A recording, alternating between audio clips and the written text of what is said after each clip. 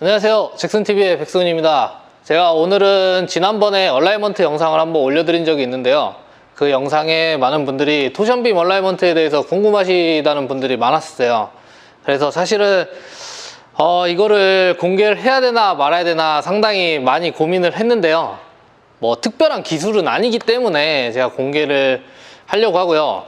얼라이먼트를 조정하는 방법에 대해서까지는 제가 말씀을 드릴 것 같아요, 이번 영상에서는. 근데 그 얼라이먼트를, 토션빔 얼라이먼트를 조정하기 위한 방법 중에 가장 중요한 핵심적인 포인트가 하나 있거든요. 이제 그것도 알려드리려고 합니다.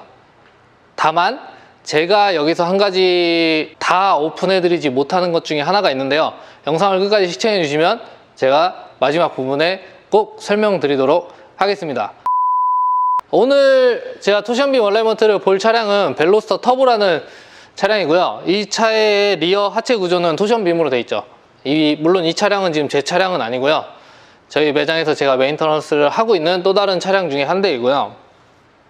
사실 이 차량 같은 경우는 일체형 서스펜션이 달려있지만 토션빔 얼라이먼트를 별도로 조정한 적이 없습니다.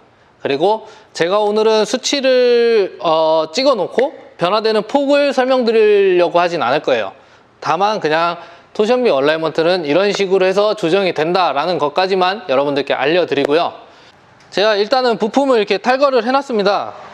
토션빔의 이 허브 베어링을 탈거를 한 다음에요, 허브 베어링과 토션빔 이 맞닿는 부분에 와셔라고 하죠, 통상적으로 와셔를 대서 그 수치만큼 조정을 하는 방법인데요, 이게 이런 식으로 달려 있습니다. 뭐 자동차 좋아하시는 분들은 웬만하시면 다 아시겠지만 이 더스트 커버가 있고요, 브레이크 이렇게 토션빔에 이렇게 허브 베어링이 들어가 있는 형태인 거죠. 근데 저는 이제 리어 캘리퍼를 떼고 브레이크 캘리퍼를 떼고 디스크도 탈거를 하고 이 허브 베어링만 이렇게 지금 탈거를 해 놓은 상태인데요, 이 차량 같은 경우는 토션빔을 한 번도 본 적이 없어요. 본 적이 없고, 토션빔을 조정을 할 때는 제가 말씀드리고 싶은 거는 이러한 형태의 와샤를 이용해서 조정을 하게 됩니다. 근데 제가 이 금 색깔 하나 갖고 있는 건 동 와샤고요.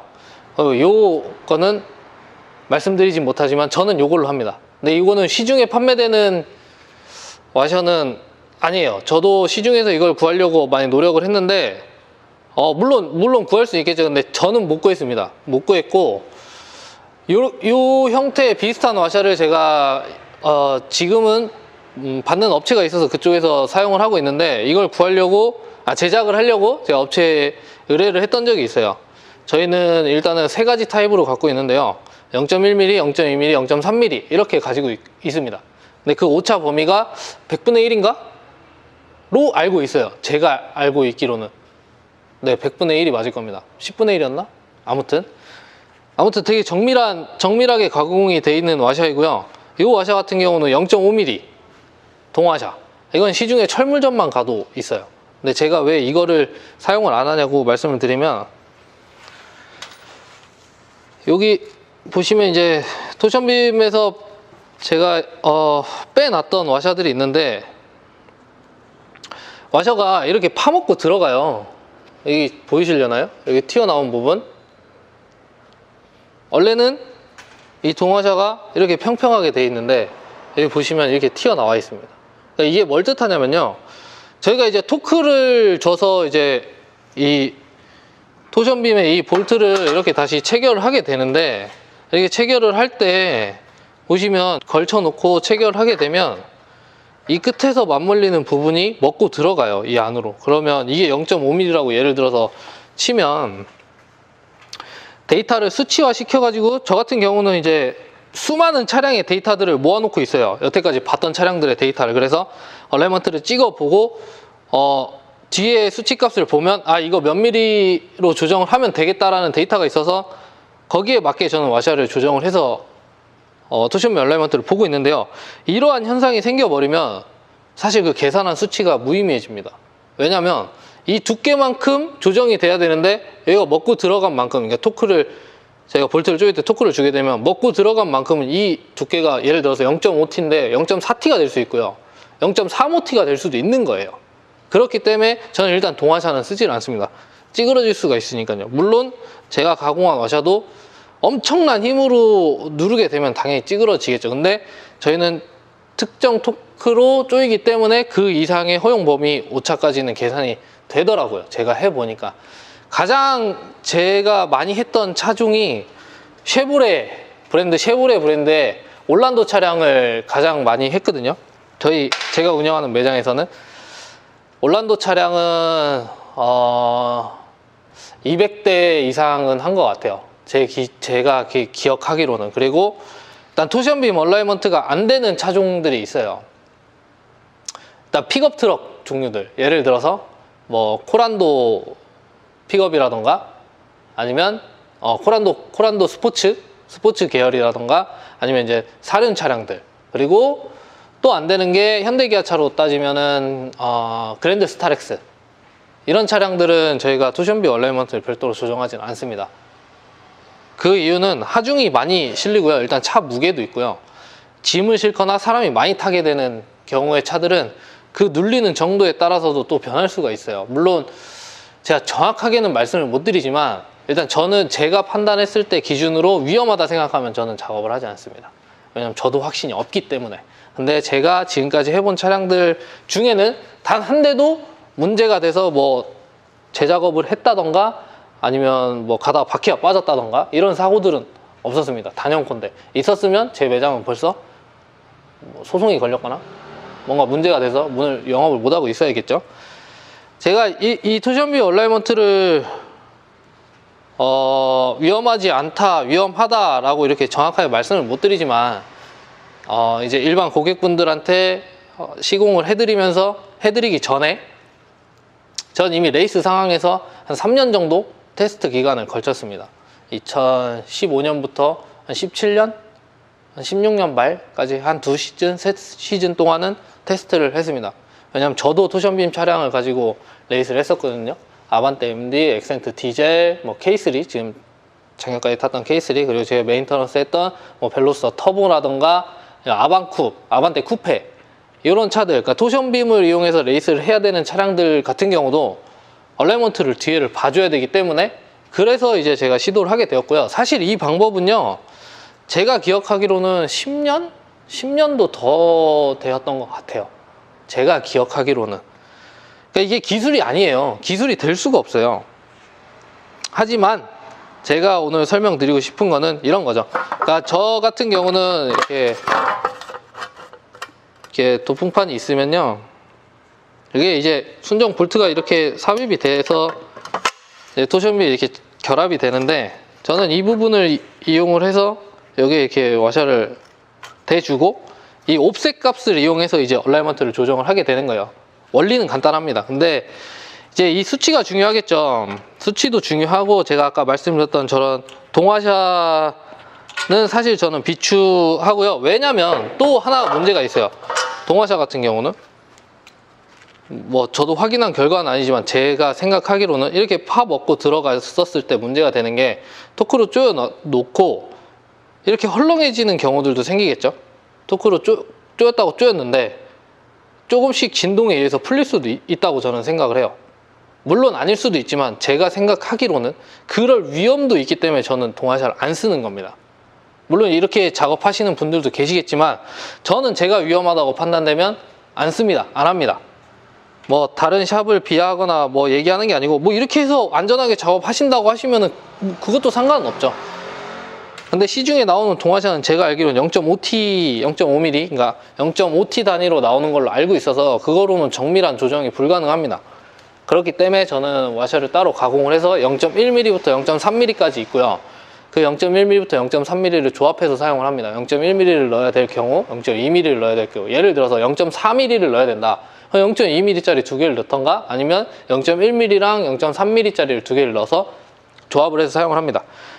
자, 그리고 이제 원리에 대해서 알려드릴게요. 자, 이제 이런 식으로 이렇게 결합이 됐다고 치고요. 볼팅이 다 돼 있다고 치고, 이제 뒷부분에 이제 옵셋에 맞게, 이제 측정한 값에 맞게 옵셋에 와샤를 조정을 해서 넣어놓고 이렇게 조정을 했습니다. 다 완성이 됐는데, 됐다고 생각을 하게 되면 캠버, 토우는 어떻게 조절해야 될까라는 생각을 가지실 수 있어요.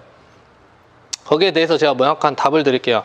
저 같은 경우는 작업을 어떻게 하냐면 이 사각이라고 기준점을 잡습니다. 볼트가 4개니까요. 사각이라고 기준을 잡고 밑에다가 와샤를 넣어서 옵셋을 하게 되면 당연히 캠버가 마이너스 쪽으로 계속 들어가겠죠. 계속 들어가고 반대로 윗부분에 넣게 되면 캠버가 다시 플러스 쪽으로 서지게 되겠죠. 그렇게 조정을 하게 되고요. 토우 인을 만들어야 된다. 그러면 이 사각에서 2개, 위아래 2개, 뒤쪽에 캘리퍼 쪽에 2개의 볼트에 옵셋을 시켜서 뒤쪽을 앞으로 빼주게 되면 당연히 앞쪽은 토 인이 되겠죠. 그리고 반대로 토 아웃을 만들어야 된다. 그러면 앞쪽을 옵셋을 시켜서 아웃을 시킵니다.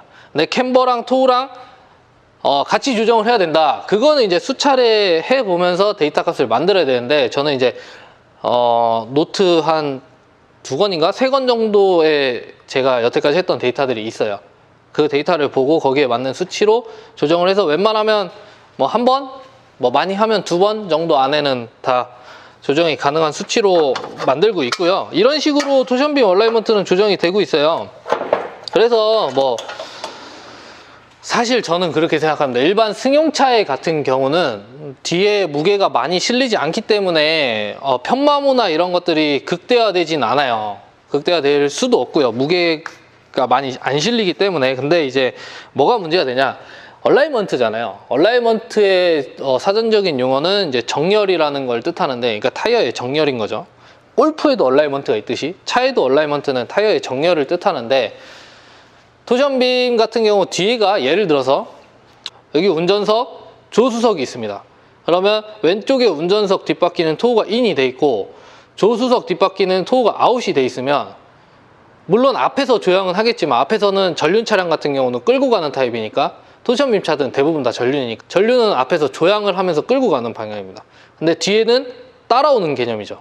근데 앞에는 정렬이 되는데 뒤에는 이렇게 돼 있으면 물론 1m, 2m를 갔을 때는 큰 티가 안 나겠죠. 근데 이게 누적이 돼서 출발 시점부터 그 거리 끝까지의 각을 놓고 본다고 하면 굉장히 많은 쪽으로 오른쪽으로 흘러갈 겁니다. 그렇게 되면 앞에를 아무리 맞춘다 한들 뒤에를 맞추지 않으면 차는 뒷공문이 자꾸 오른쪽으로 가게 되고, 나는 오른쪽으로 가기 싫어서 핸들을 왼쪽으로 보타를 해줘야 되는 상황이 올 수밖에 없는 거죠. 그래서 이제 승용차들은 얼라이먼트를 보러 들어오시는 거고, 그러니까 쉐보레 올란도 차량 같은 경우는 편마모 때문에 많이 들어와요. 정말로 뒤에서 타보면 헬리콥터 이륙하는 소리 같은 엄청난 공명음이 들립니다. 그게 타이어의 이 계단식 편마모 안쪽에 계단식 편마모 증상이 엄청나게 발생을 해요. 그게 이슈가 돼서 저도 이제 뭐 150대에서 200대 정도 토션빔 얼라이먼트를 봤고요. 지금도 이제 지속적으로 보고 있는 상태인데, 그런 원리 때문에 이제 이런 토션빔을 보는 방법들이 개발이 되지 않았나 싶어요. 제가 봤을 때는 그런 상황이고요. 사실 이건 기술이 아니기 때문에 제가 오픈을 다 해드리는 거고요. 뭐 어려운 게 없으니까요. 근데 얼라이먼트를 뭐 전문적으로 보시는 분들 중에 토션빔만 보시는 분들도 계시고 토션빔을 전문적으로 보시는 분들도 계실 건데, 사실 이건 뭐 제가 생각했을 때 그분들의 영업 방해를 한다, 저는 그렇게 생각 안 합니다. 왜냐면 제가 이렇게 알려드려도요 조정 못 하세요. 정말 못 합니다. 왜냐면요, 이게 진짜 상당히 귀찮은 작업 중에 하나거든요. 얼라이먼트 장비를 물려놓고 얼라이먼트를 측정을 한 다음에 뒤에를 리프트업 시켜서 다시 다 탈거를 하고 조정을 하고 다시 재결합을 한 다음에 리프트를 내려서 차를 어느 정도 운행을 해줘야 돼요. 운행을 해주고 다시 들어와서 측정을 했는데 원하는 수치대로 안 나왔어. 그럼 또 뜯어야 돼. 그런 상황이 지속적으로 반복이 되거든요. 데이터가 없으면. 근데 지금 이제 토션빔 얼라이먼트 가격이 보통 이제 어느 정도는 딱 정해져 있는데, 노하우가 없으신 분들이 내가 이 돈 받으면서 이렇게 작업을 해야 되나 싶을 정도로 상당히 귀찮은 작업 중에 하나예요. 그러다 보니까 많은 분들이 꺼려 하시죠. 정말 차에 대해서 아시는 분들은 다 어떻게 조정하는지 다 아십니다. 아시지만 저는 그냥 일반 유저분들, 그러니까 토션빔 차량들을 운행하시는 차주분들을 위해서 영상을 이렇게 만들게 된 거고요. 제가 이제 이렇게 얘기하는 와중에 설명이 부족한 부분이 있거나 뭐 영상을 보시면서 궁금한 점이 있으시면 댓글로 많이 문의해 주시면 제가 아는 범위 내에서는 전부 다 설명을 드리도록 하겠습니다. 오늘의 영상은 여기까지고요. 다음 영상에서도 더 좋은 컨텐츠로 더 재미난 영상으로 찾아뵙도록 하겠습니다. 감사합니다.